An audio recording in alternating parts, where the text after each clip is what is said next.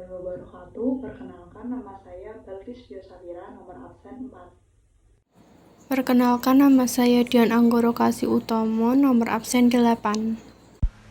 Perkenalkan, nama saya Mawar Sintia Nugrahini, absen 14. Perkenalkan, nama saya Sofira Nabila, nomor absen 26.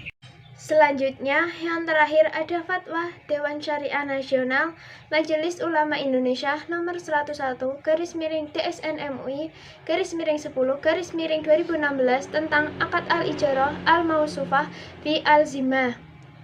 Pengertian Akad Al-Ijarah Al-Mausufah fi Al-Zimmah atau IMFZ yaitu akad sewa-menyewa atas manfaat suatu barang atau ain atau jasa atau amal yang pada saat akad hanya disebutkan sifat-sifat, kuantitas, dan kualitasnya atau spesifikasi. IMFZ termasuk akad kontemporer yang diterapkan pada lembaga keuangan syariah. Fatwa tentang akad al-ijarah al-mausufah fi al-zimmah. Ketentuan umum. Dalam fatwa ini yang dimaksud dengan 1. Ijarah adalah pemindahan hak guna atau manfaat atas suatu barang dan atau jasa dalam waktu tertentu dengan pembayaran sewa atau ujroh. 2. Akad al-ijarah al-mausufah fi al-zimmah adalah akad sewa menyewa atas manfaat suatu barang atau manfaat ain dan atau jasa atau amal yang pada saat akad hanya disebutkan sifat-sifat dan spesifikasinya atau kuantitas dan kualitas. Ketentuan hukum. 1. Akad al-ijarah al-mausufah fi al-zimmah boleh dilakukan dengan mengikuti ketentuan dalam fatwa ini. 2. Akad al-ijarah al-mausufah fi al-zimmah berlaku secara efektif dan menimbulkan akibat hukum, baik berupa akibat hukum khusus atau tujuan akad maupun akibat hukum umum, yaitu lahirnya hak dan kewajiban sejak akad dilangsungkan. Ketiga, ketentuan terkait manfaat barang atau manfaat ain dan pekerjaan atau amal. Manfaat barang dan pekerjaan dalam akad ini harus yang pertama, diketahui dengan jelas dan terukur spesifikasinya atau maklum mundabit supaya terhindar dari perselisihan dan sengketa atau al-niza. 2. Dapat diserah terimakan baik secara hakiki maupun secara hukum. 3. Disepakati waktu penyerahan dan masa ijarahnya. Dan yang keempat, sesuai dengan prinsip syariah. Keempat, ketentuan terkait barang sewa. Yang pertama, kriteria barang sewa yang dideskripsikan harus jelas dan terukur spesifikasinya. Kedua, barang sewa yang dideskripsikan boleh belum menjadi milik pemberi sewa pada saat akad dilakukan.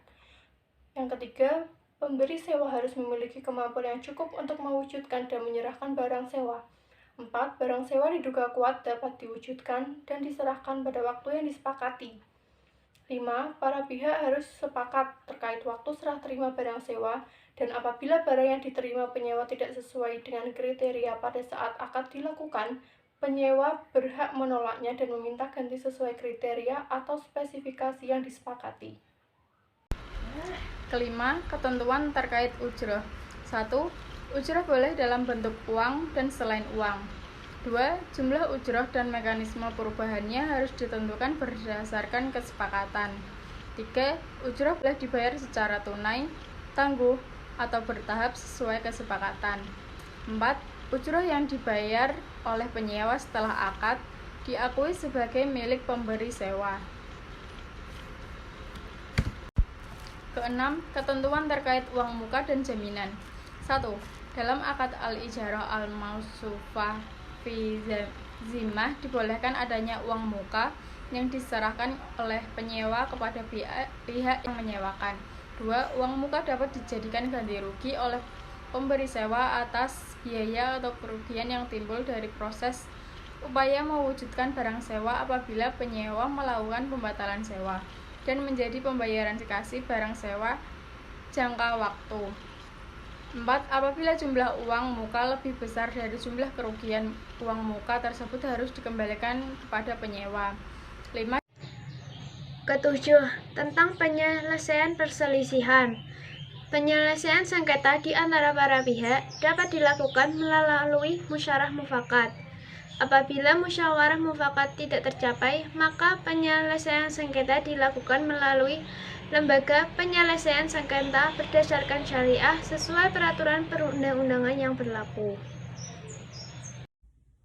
Contoh akad al-ijarah al-mausufah fi al-zimah adalah 1.